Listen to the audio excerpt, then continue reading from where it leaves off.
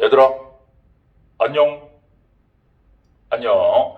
반갑습니다. 우리가 또 이렇게 온라인에서 수업을 진행하게 되었습니다.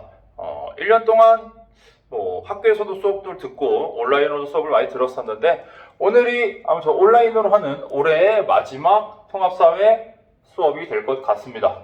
왜냐하면은 오늘 통합사회 교과서가 끝이 납니다. 그래서 오늘이 우리 기말고사 마지막 시험 범위, 끝까지 나가는 범위다라고 기억을 해주시면 좋을 것 같고요. 우선 그러면은 바로 한번 나가보도록 하겠습니다. 교과서는 284페이지고요.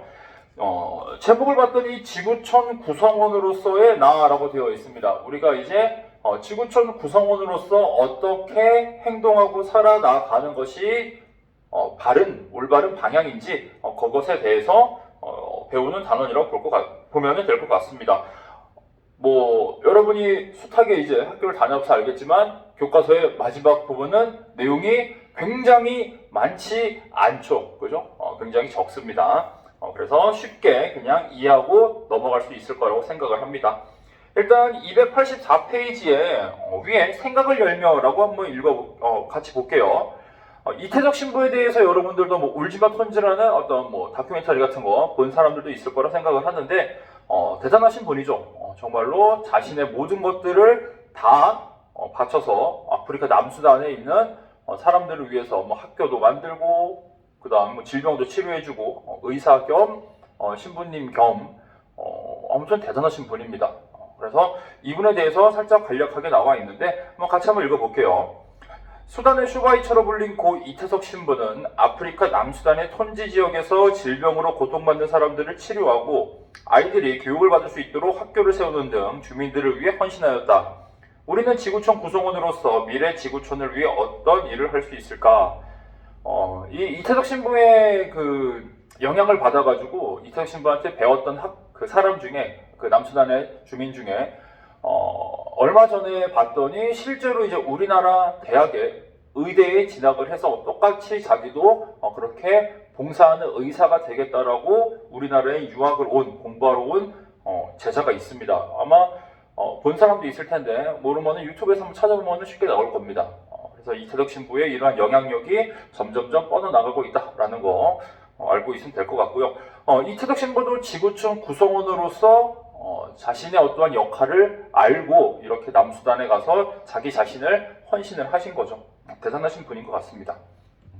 그러면 지구촌 구성원으로서 이제 우리는 어떠한 역할을 해야 되나라고 나와 있는 건데, 일단은 지구촌의 문제가 나의 문제가 아니라는 게 아니라 나의 문제도 같이 연결되어 있을 수 있다는 것을 자각을 해야 되겠죠. 지구촌의 문제는 다른 나라의 문제만이 아니라 다른 나라의 문제가 곧 나의 문제다라는 것들을 꼭 기억을 해야 된다라고 우리가 앞선 시간에서도 같이 배웠다고 생각을 합니다. 그래서 세계를 하나의 공동체로 일단은 인식을 해야 됩니다. 그렇죠? 세계는 하나구나. 우리는 다 같이 연결이 되어 있구나. 라는 것들을 꼭 기억을 해야 된다고 했었죠. 그죠? 그래서 나 자신도 지구촌의 하나의 구성원이다. 이걸 먼저 깨달아야 됩니다. 그렇기 때문에 우리는 다 같이, 세계에서 다 같이 살아가고 있는 세계 시민이다. 세계 시민 의식을 같이 가져야 된다라는 겁니다. 그죠? 굉장히 좋은 키워드죠. 그죠? 세계 시민 의식. 그래서 우리나라, 대한민국의 시민일 뿐만 아니라 우리는 이제 전 세계가 하나로 연결되어서 전 세계가 하나의 공동체로서 모두가 다 이 전 세계를 위해서 같이 고민하고 노력해야 된다라는 겁니다. 그렇죠? 여러분도 그러고 있나요? 그런가? 그래서 세계 시민의식을 가지고 지구촌 문제에 관심을 가져야 됩니다. 지구촌에서 어떠한 문제, 어떠한 사건, 사고들이 벌어지고 있는지에 대해서 여러분들도 관심을 갖고 알아봐야 된다는 거죠. 왜냐면은 전 세계는 이제 초연결 시대이기 때문에 다 연결이 되어 있습니다.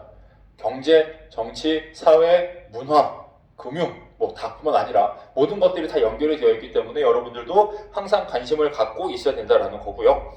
그리고 그러한 관심을 갖고 어떠한 문제를 해결하기 위해서 가장 좀 중요한 게 뭡니까? 인류 보편 가치죠. 인류 보편 가치에 대한 이해를 바탕으로 어떠한 문제들을 해결해야 된다는 거였어요.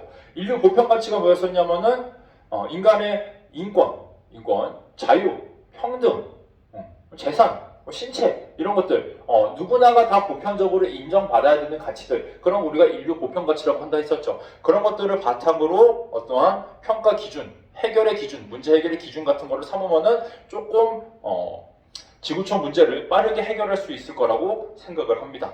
그리고 우리는 다 같은 인류다, 다 같은 사람이다 라는 공감과 연대 의식도 필요하겠죠. 그죠? 이런 것들을 가지고 더불어 살아가는 지구촌을 만들어 가야 될 것입니다.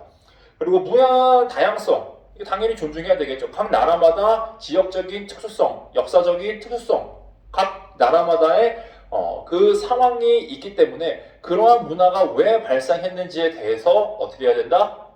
다들 인정을 해야 된다라는 겁니다.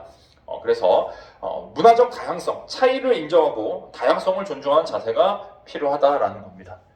나와 다름을 인정하는 게 굉장히 어려운 일이긴 한데 우리가 앞으로 그것들을 계속해서 해 나가야 되는 거죠. 나와 다름을 인정하고 서로를 받아들이게 된다면은 큰 갈등은 생각보다 일어나지 않습니다. 근데 그게 정말로 어려운 일입니다. 나와 다름을 인정하는 거는 정말로 어렵다. 선생님이 잘 못해요, 솔직히. 나와 다름을 인정하는 거 굉장히 어려운 거고요. 이렇게 해서 우리가 살고 있는 지구촌을 계속해서 후대에 잘 이어져 나갈 수 있게끔 그 발판을 마련하는 초석을 다져야 된다는 거죠. 그래서 여러분들이 세계 시민의식으로서의 그런 자세가 필요하다라는 겁니다. 밑에 알아볼까요? 보면은 나의 세계 시민의식 수준은 어느 정도일까라고 나와 있습니다. 그래서 한번 읽어보자면은 세계 시민은 더불어 살아가는 지구촌을 만들기 위해 공동체 의식을 바탕으로 다양한 지구촌 문제에 관심을 가지고 그 문제를 해결하기 위해 적극적으로 행동하는 사람이다.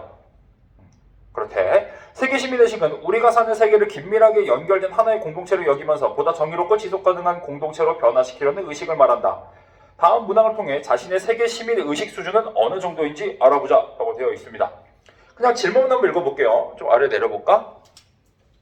문항 1에는 뭐라 나와 있냐면은 문항 1에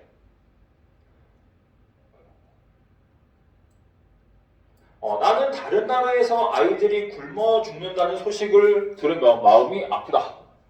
슬픈 생각이 든다. 이렇게 나와 있고, 두 번째는 나는 다른 나라의 특이한 문화를 보며 그 나름의 이유가 있다고 생각한다. 세 번째, 나는 텔레비전이나 인터넷에서 국제 문제를 다루는 기사에 관심이 있다.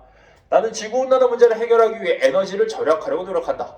나는 다른 나라에서 부당하게 고통을 받는 사람이 있다면 적극적으로 도와줘야 한다고 생각한다. 그래서 여러분들이 어떻게 생각하는지 한 번쯤은 생각을 해보시면 재미있는 결론이 나올 수도 있을 것 같습니다. 다 1번에 찍는 건 아니겠지? 그럴 수도 있으려나? 그거는 본인의 선택이니까 아무튼 한 번쯤은 해보시면 좋을 것 같습니다. 다음 페이지 넘어가 볼게요. 다음 페이지. 미래 내 삶의 방향. 여러분이 이제 여러분의 삶을 어떠한 방향으로 이끌어 나갈 것인지에 대해서 한번 생각을 해보자 하는 건데, 우리 단원에서는 결국에는 뭡니까? 세계 시민의식을 가지고 공동체를 위해서, 세계 공동체, 지구촌을 위해서 어떻게 기여할 수 있는지에 대해서 한번 생각해보는 시간을 갖고자 이러한 단원을 만들었겠죠. 그죠? 한 번쯤 생각해봐요, 여러분들도. 내가 전 세계에 어떠한 기여를 하고, 어떠한 사람으로서 세계 시민으로 성장하는 것이 이 전 세계에 이바지할 수 있는, 도움이 될 수 있는 그런 사람인지 한 번쯤은 생각을 해보는 게 좋을 것 같습니다. 나조차도 근데 전 세계에 이바지를 하고 있는지 잘 모르겠습니다. 가르치는 입장에서. 일단은 기본적으로 내 삶의 방향, 뭐 해야 돼? 관심이 그 첫 번째죠. 관심이 없으면 그 어떤 것도 할 수가 없습니다. 그래서 먼저 사회에 관심을 갖는 것이 굉장히 중요합니다. 관심을 갖고, 그리고 이 관심을 토대로 나는 어떻게 살아나가야 되겠다라는 방향성을 설정하는 것이 그 두 번째가 되겠죠. 뭐 해야 돼? 자신의 삶의 방향을 설정해야 됩니다. 여러분들도 지금 여러분의 삶의 방향을 하나하나 선택해 나가면서 나아가고 있는 그 과정이라고 생각이 됩니다. 그래서 여러분들도 어떠한 삶을 살아나갈 것인지에 대해서 선택하는 과정이기 때문에 이러한 선택들, 선택을 한다고 해서 끝나는 게 아니라 되돌아갈 수도 있긴 하지만 선택은 항상 신중하게 하시는 것을 추천드립니다. 선택이라는 거에 따른 결과, 책임 이런 것들은 다 온전히 여러분이 감당해야 될 몫이 되는 거죠. 그죠? 왜냐면은 여러분의 삶이니까, 그죠? 여러분의 삶이니까 그렇게 해야 된다라는 겁니다. 그래서 이렇게 삶의 방향을 설정할 때도 중요한 기준점 아니면은 기준선, 가이드라인 같은 게 되는 게 뭐냐면은 결국에는 뭐냐면 자신의 가치관입니다. 가치관. 그래서 중요한 게 뭐야? 올바른 가치관을 수립하는 것이 중요하다.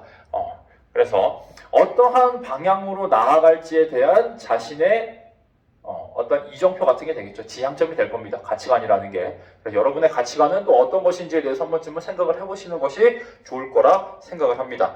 그리고 이러한 가치관을 수립하고 직업을 선택할 때 또 우리가 따져봐야 될 게 뭡니까? 내가 무엇을 좋아하고 무엇을 잘하는지를 또 기본적으로 생각을 해봐야 되겠죠. 그죠?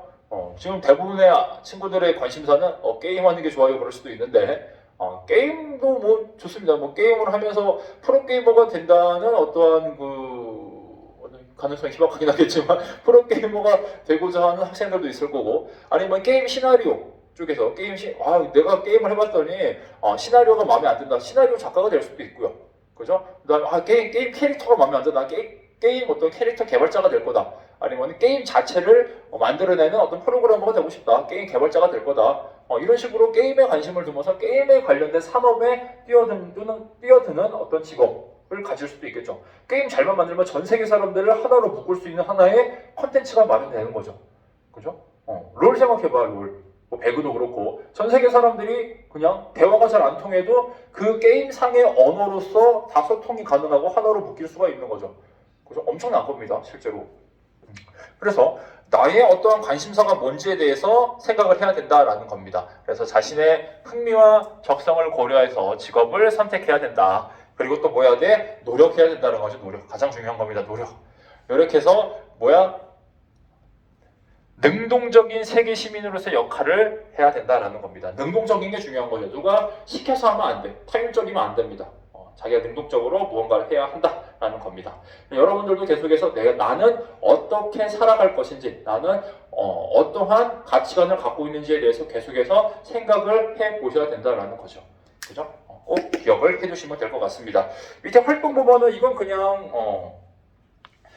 만다라트 맵이라고 이거 논란이 아니라 이슈가 됐던 게 누구냐면은 메이저리그 야구 선수 지금 뛰고 있는 선수 중에 일본 선수죠. 오타니 쇼헤이.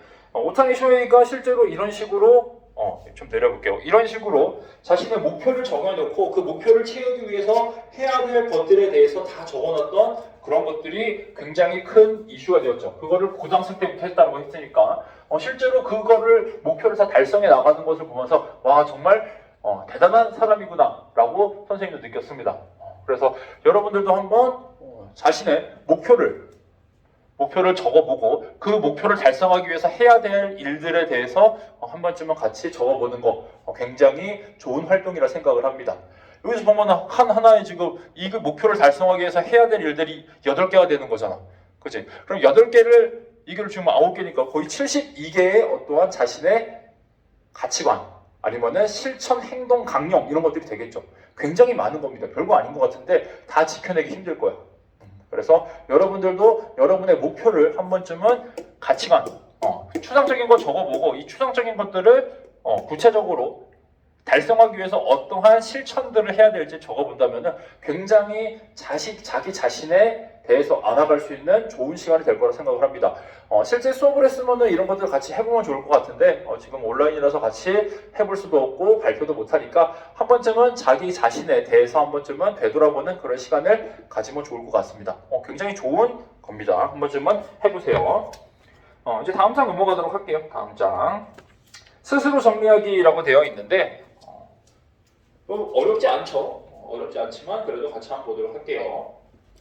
국가 간의 정치적 뭘 통해서 분쟁을 해결할 수 있다? 협력이겠죠. 갈등을 통해서 해결을 만들 거고 그 다음에 정보통신기술이 발달하면 사람과 공간, 사물, 데이터 등이 뭐로? 인터넷에 연결됐다. 미래사회의 생태환경을 보호하기 위해 멸종위기 중에 있는 생물종과 생태계를 파괴해야 돼? 복원해야죠. 너무 극단적이야 문제가. 그 다음에 2번 볼게요. 다음 감히 말하는 지구촌의 생태환경의 변화에 대한 해결 방안을 한 가지 이상 써보자. 온실가스 배출량이 늘어나고 있대. 온난화, 기후변화, 환경오염, 생물종 감소하고 있다. 그래서 뭐 여러 가지 있겠지만 한 가지 그냥 보자면은 신재생에너지를 만들자라는 거죠. 여러분들 앞에서 다 배웠을 걸 생각합니다. 그냥 다시 한번 찾아보세요. 신재생 에너지를 개발도 하고 그다음 보급도 해야 된다라는 거죠. 뭐 이런 식으로 여러 가지 많을 겁니다. 그래서 뭐 생물 다양성을 위해서 생물종을 복원하기도 하고 그다음에 뭐 탄소 배출량 거래 뭐 이런 것도 있을 거고 굉장히 많을 거라 생각을 하는데 여러분이 생각하는 거 한 가지 이상 적어보시면 될 것 같습니다. 밑에 다음 기사를 읽고 물음에 답해보자라고 되어 있는데 같이 볼게요. 3명의 유전자를 결합한 아이가 세계 최초로 태어났다. 오, 대단해. 3명의 유전자를 조합을 했대. 아이의 어머니는 중추신경이 마비되는 장애인 리 증후군을 일으키는 미토콘드리아 유전자 변이를 가지고 있었다. 이 때문에 아이의 부모는 아이에게 유전자 결함을 물려주지 않으려고 어머니, 아버지, 난자 제공자 3명의 유전자를 결합하는 체외 수정 시술을 선택하게 되었다. 의료진은 아이의 친모의 난자에서 핵을 추출하여 정상 미토콘드리아를 가진 다른 여성의 난자의 핵을 제거한 후 그 자리에 친모의 핵을 넣어 친부의 정자와 수정시켰다. 대단합니다. 그죠? 이 수정란이 친모의 자궁에 착상하여 아이가 태어났다. 결국 이 아이는 친모의 유전자 변이를 물려받지 않았다. 영국은 2015년 2월 세계 최초로 새 부모의 체외 수정을 허용하였다. 하지만 유전병을 사전에 치료하거나 없앨 수 있다는 찬성론과 태아에 대한 유전자 조작을 부추길 수 있다는 반대론 사이에서 논란이 일고 있다라고 되어 있습니다. 이 글에 나타난 과학기술의 발전에 따른 문제점은 무엇인지 써보자. 유전자 조작 및 복제죠.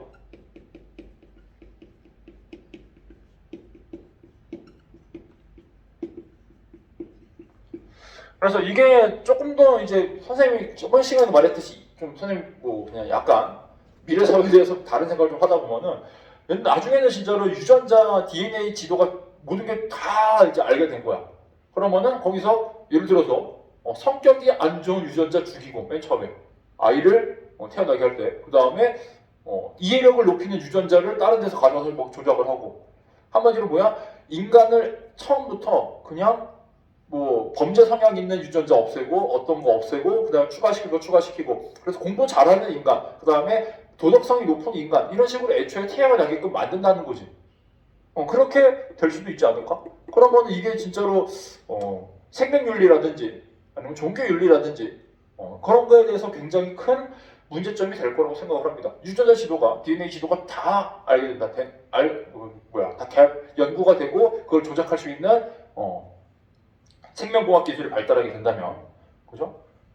그래서 여기서 발전한 과학 기술은 생명공학 기술이죠. 생명공학 기술의 발전으로 유전자 조작 및 복제 이런 문제가 생길 수도 있다는 겁니다. 이런 것들을 해결하기 위한 방안으로는 일단 기본적으로 사회적인 논의가 필요할 거고요. 그런 사회적인 논의로 뭘 해야 돼? 법과 제도를 마련해야죠. 법 또는 제도 마련해야 될 거고 그 다음에 어떤 윤리적인 관점에서도 바라봐야 된다. 윤리도 필요하다라는 거죠. 어떻게 할 것인지에 대해서 한 번쯤은 생각을 해봐야 된다라는 겁니다. 여러분들도 생각을 해보시면 좋을 것 같습니다. 그죠? 그리고 이러한 유전자 조작이라든지 선생님이 지난 시간에 말했던 어떠한 로봇 기술, 그 다음에 뭐 인공 장기 뭐 이런 것들이 개발된다면 저 말했듯이 정말로 죽지 않는 인간이 만들어질 수도 있죠. 너 몇 살이야? 그랬더니 나 350살이야. 가능할 수도 있다라는 겁니다. 그죠? 그리고 죽었던 사람을 어떠한 머리카락이라든지 어떠한 뭐 체세포를 갑자기 복제 배양해가지고 다시 살려낼 수도 있고, 그죠? 그러면은 죽었던 사람을 다시 살려내게 해서 내가 그 사람 다시 키운다든가, 저번에 말했듯이 돌아가신 부모님이 보고 싶어서 부모님을 다시 내가 복제를 해버리는 거지. 이런 일이 벌어질 수도 있는 겁니다. 그죠? 그래서 미래 사회는 어떻게 될지 굉장히 궁금하다. 그래서 오른쪽에 보면은 미래 지구촌의 모습을 예측해보자라고 되어 있는데 이건 한 번쯤 읽어보시면 될 것 같고요. 이제 우리 교과서의 정말 마지막입니다. 단어 매듭 짓기 마지막 보도록 할게요.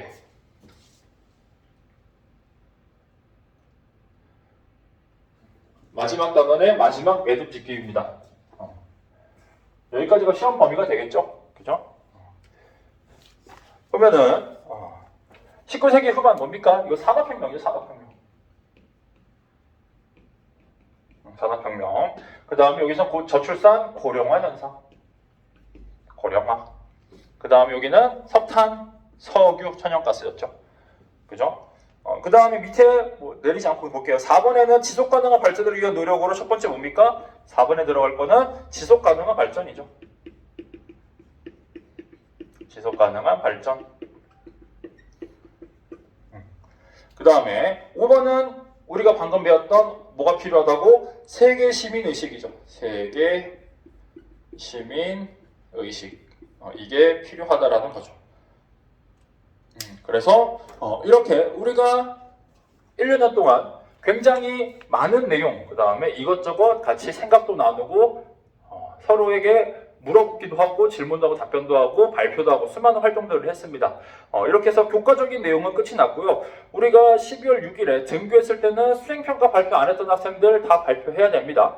다 발표해 마지막 기회고 거기까지 발표가 다 끝나면 정말로 1년여간의 긴 수업이 끝이 난다고 보시면 될 것 같습니다. 고생들 많았고요. 고생들 많았고 수행평가 잘들 준비해 오고요.